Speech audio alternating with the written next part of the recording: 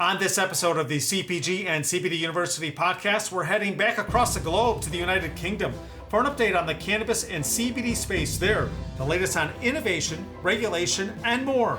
We're going international again. This is the CPG and CBD University podcast, and it starts right now.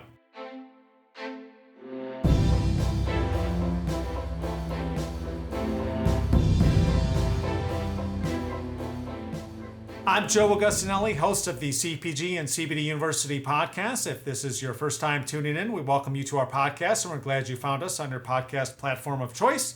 If you're a returning listener, welcome back to our podcast, and don't forget you can catch full video episodes on the Global Widget YouTube channel of each of our episodes. And we're heading back to the United Kingdom. If you recall, back on episode 68, we introduced you to representatives from Global Regulatory Services in the UK as we talked about the novel foods dossier for CBD.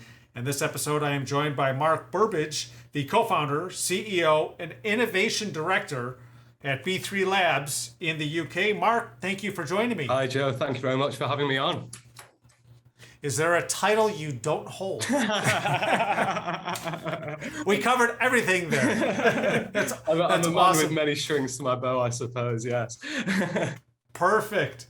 Well, let's lead off with what led you into CBD and cannabis and what inspired you to create the B3 brand? Absolutely. So it was a journey that started about 12 years ago, and with many people, illness affected me. Sadly, I had a recurrent shoulder dislocation. It used to pop out twice a week. I'd need gas and air. I'd need morphine. It was quite a traumatic phase of my life for about 10 years, having to suffer with this. And using specifically morphine as a drug for pain relief, the side effects and the depression and all of that came with that was absolutely awful. And at the time, a very close family member of mine who worked in the 80s and 90s over in Holland, creating a lot of the original Dutch genetics that we talk about from the Sensi Seed Bank and a lot of the original guys. We began speaking, he began discussing the different strains and cultivars that were out there that were good for me to use. Because one of the biggest problems that I found was using THC for pain relief whilst having just used opioids actually could enhance the anxiety and depression. So my study really began in that point. And it wasn't just into cannabis, it was into plant medicine. It was, I was inspired by herbalism in general and the effects of plant medicines and the benefits that they could do. So obviously from building the rapport and the relationship with him, I learned about plant genetics. That was my main area that I spent a lot of time studying. I mean, I've got a seed collection bigger than most people's kitchens, to be honest with you. It's a personal passion of mine. And then began looking at kind of soil microbiology and different cultivars using different ratios of CBD and THC and different terpene profiles and things like that. I became fascinated with learning about kind of no-till methods or Korean natural farming, comparing it with using cocoa in soil and, whether you're using it as a completely inert medium or kind of creating a hybrid system when you're incorporating different forms of bacteria and fungi into the system as well. So it was a really fascinating phase for me. And from there, it kind of became natural to start looking at the chemistry aspects and the formulation side of CBD and what was kind of really important to me on that side to be able to get the ease of use. So I began looking at the terpenes, I began looking at the different cannabinoids, the different extraction methods, the different ways of bringing in my knowledge of plant medicine as well. A lot of the B3 range is based around the combination of cannabinoids, terpenes, and plant extracts to give specific effects and benefits to different people in different ways. So at that point, I was employed as a consultant for a subsidiary of a pharmaceutical company who basically asked me to design their CBD division. They asked me to work with the analytical guys working on the analytical methods, do the product development. That was a really exciting phase of my life. It lasted around about 12 months. And after that, it just kind of felt like the right thing to start building myself, to start looking at an opportunity to really kind of take the innovation, take the knowledge, and take the projects that I've got and bring it into the mainstream. That's where I met my partners. We raised the investment. B3 is going for about 2 years now, and it's been an incredibly exciting time. Within that, I've also had a phase where I've worked for the Association for the Cannabinoid Industry, so regulation something, and obviously GRS, who you've had on previously, I've worked with them in the past. So regulation has been obviously a massive part of the industry, which I'm sure we'll want to talk about later on in the episode at some point. And what is B3 all about? So in essence, we are We're different to most businesses. We weren't driven about, it was never about commercial incentive, and it was never about we're going to be the biggest, that we're going to be the best, we're going to make the most money. It was always about creating a foundation built on technical excellence. That is what the entire company is about, whether we talk about our novel food applications, whether we talk about our certification, whether we talk about our in-house knowledge, not just on CBD. You know, the CBD industry that's exploded over the past few years, everybody's talking about CBD, but there's not a lot of knowledge about cannabis. There's not a knowledge about, you know, where this comes from, the seed, the soil, the cultivars, the way it's cultivated, maximizing the plant expression. All of these things aren't taken into consideration. And I think building an organization based on technical excellence, based on being what we can be at this time, and then in the future, building in the sales aspect, building in the marketing aspects to what we're doing as a business, because ultimately you see many companies out there and the foundations aren't set, and it makes it a struggle. And they might make lots of money in the short term, but in the long term, it might fall down. And for us, it's about build the foundation in the short term and then flourish in the long term. And we talked about regulations, that regulatory landscape in the UK. We've had it on past episodes, and you mentioned it on the intro. Where does the recreational cannabis and even CBD stand now over in the UK? I suppose kind of touching on CBD first, and obviously novel foods is something that I'm sure you've heard about and other of your listeners may well have heard about as well. Ultimately, it's been quite very challenging times for the industry. Last February, on the 13th of February, the FSA gave a deadline that no new products were allowed to be sold on the market, which effectively stunted innovation to a degree, but from an understandable point of view where they're trying to protect safety. Ultimately, then people had to submit their novel food applications and have them validated by April. Now, the situation that's happened around that is the validations haven't occurred, the product lists haven't occurred. We're now, I think, 5 months beyond April. We're still awaiting listings. So for manufacturers such as ours, for brands, for everybody in the UK CBD industry, we're playing a bit of a waiting game. But at the same time, once those doors gets opened, the opportunity to the UK space is possibly the first regulated, legitimized CBD wellness industry, you know, across the globe, is really, really exciting times. And on the recreational side, I suppose for the UK right now, there's not a million things that are happening there. I think there's a lot of discussions that are going on around moderating THC limits to allow people to be able to begin using cannabis at a lower level. But I don't think that regulation or recreational legalization is on the agenda at all.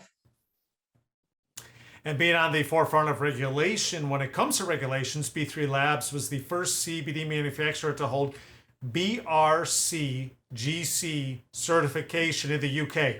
What goes into acquiring that, and what's that all about, and why is it so important? Yeah, well, first of all, it's BRCGS. So sorry to correct you there, Joe. Oh, I missed one. GC. I was looking down at my notes, so I made sure I had all the acronyms. So. It's easily done, and I'm going to throw a few more acronyms at you anyway. So BRCGS, it's in the name, so it stands for Brand Reputational Compliance Global Standards.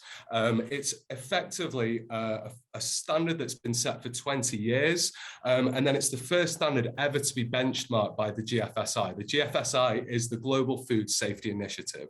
And ultimately, the purpose of BRC certification is brand reputational protection, compliance, legality. So some of the key aspects that go into it is a fully robust quality management system that incorporates every aspect of safety of the product. So as an example, traceability is one of the key aspects. So every single ingredient, piece of packaging that we use is traced directly to source. So even the glass bottles that we use for our tinctures, that glass, we know exactly where that glass comes from. And we have to audit these suppliers, and we have to ensure they have the right certification, and we have to ensure they have all of the correct processes and paperwork in place before they supply us. So we've got absolute traceability of everything. It's there to give the brands that we work with the opportunity to know that they're safe and they're protected by this. It's a prerequisite for major retailers in the UK. So I don't know if you know the retailers in the UK, but you've got Tesco's, Sainsbury's, all these companies, they're looking for BRCGS certification, whether it's for the tomatoes that they buy or the other types of food or the cereals that they buy. This is the certification standard that they're looking for. It gives people that peace of mind. There's a product recall process in place. There's the traceability of ingredients. If something goes wrong with a product, there's a full process in place to be able to do what's necessary with that. And obviously, we're working in the cannabis space. We're working in an area where the public isn't fully bought in. There's question marks. They're seeing the benefits, but they know it's still coming from cannabis. What legitimizes CBD? What legitimizes cannabis? It's getting proper certifications. It's proving the safety of the products. It's showing that you can create innovation whilst also maintaining quality, maintaining safety, and maintaining compliance for the industry. And that's really what BRC is built around. And we've talked at length on past episodes about compliance in the CBD industry here in the US. What have you seen in terms of compliance from other companies and manufacturers in the UK? I think we've seen a huge step change in the last few years. I mean, you go back kind of 3 or 4 years and, many of us, many CBD companies, there wasn't the realization that we are food companies. Tinctures, CBD tinctures are food. There wasn't the realization of this. So people didn't realize that they needed HACCP plans. They didn't realize that they needed to have all of the necessary quality management system and product withdrawal processes in place. When it came to laboratory testing, using accredited methods, so, ISO 17025 accredited methods, to make sure the limit of quantification is correct so that we can detect the correct number of controlled cannabinoids and things like that within it. So in the early phases, there was a lack of knowledge around these areas. But what I'm really happy, and it really warms my heart to see, and novel foods has been a big part of pushing companies towards this, but also an internal realization that the industry needs to become legitimized, and the best way to bring it forward is by following best practice in food manufacturing in general. So, where it was, it wasn't in an amazing place when it started, but now people are beginning to look at these certifications. You're seeing more and more companies with ISO 9001, which is another quality manufacturer, which is another quality management system. It's not as deep as BRC in terms of the manufacturing and the requirements that supermarkets and major retailers want, but it's an excellent quality management system. And people are looking at going above and beyond in different areas of certification around food to try and build this element of compliance around what they're doing. So yeah, we're not where we need to be by all means, but the industry in the UK is certainly getting there.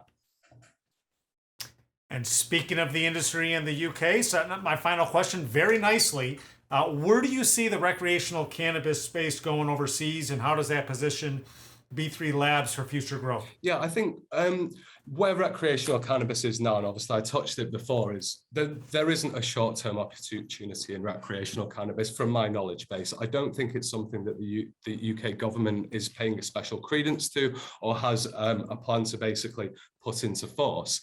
But what I do say that in the years to come, now that CBD's opened a gateway of acceptance, whilst there's still people's minds to win over, CBD is opening gates of acceptance that cannabis has beneficial properties to it. And people are learning beyond CBD the benefits of THC, whether, with various different illnesses and what have you. So I think recreationally, in terms of the legislation catching up and being in a position where cannabis is legalized in the UK from a recreational standpoint, I think that will come based on the public realization that cannabis is not as harmful as it's potentially been portrayed in the past. And it has many, many benefits, whether it be medicinal or wellness, or even just lifestyle. We look at the comparisons between alcohol and cannabis as an example, and, they are polar opposites in the way that they work and the way that they affect the body. People use cannabis to relax. I mean, a good friend of mine, she made a joke once, and she said, at the end of the day, you might have a couple of spliffs of an evening and you'll probably eat a packet of biscuits, but if you go down the pub and you had 15 pints, there's a good chance you might end up with a fight with somebody. So, that kind of comparison is always a good one.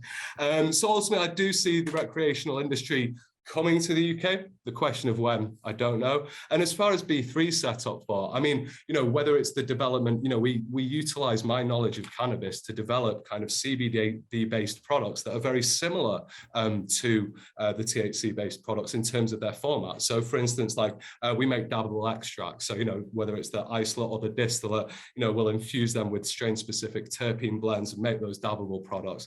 We've got the distillate cartridges as an example, which is becoming more more and more mainstream in the UK. In the early days when I used to speak to people, it was smoking. It's like, no, it's not smoking. Like, well, it's the same as vaping. It's not even the same as vaping. There's no PG, there's no VG, there's none of these flavorings. So obviously, with those kind of product formats, it sets us in a great place for the recreational space in terms of the manufacturing side, should it come along. There's barriers to jump over. At the moment, you need a home office license to even carry THC. So that's an area that, is not something that we're at that point where we could even be having those discussions. But ultimately, we look forward to the opportunity to do it. We look forward to a well-regulated industry, should it come, that allows companies such as ours to really be able to set the standards and show whether it be the food sector or whether it be the recreational sector, when that comes along, what the best quality can look like and what the best safety can look like as well. Well, Marc, thanks for all the great information. Best to you and the entire team at B3 Labs. And as things evolve in the regulation space overseas, we'd love to have you back here on the podcast. Absolutely. I'd love to be on. Thank you very much for having me, Joe. Marc Burbidge is the co-founder, CEO, and innovation director at B3 Labs in the UK. And if you're watching the full video version, you can see the window at the bottom with their website. It's www.b3labs.co.uk to learn all about the great work they do in the United Kingdom and beyond. And thank you for tuning into this episode of the CPG and CBD University podcast. Reminder to hit that subscribe button wherever you get your podcasts for notifications of new episodes each week. And you can also catch full video episodes on the Global Widget YouTube channel. I'm Joe Augustinelli, host of the CPG and CBD University podcast. Thanks for tuning in. These statements have not been evaluated by the Food and Drug Administration. CBD products are not intended to treat, cure, or prevent any disease or condition. Always consult your personal physician about CBD and using CBD products. CBD should never be used by anyone under the age of 18. This podcast is not intended to provide legal advice regarding the legal status of CBD and CBD products.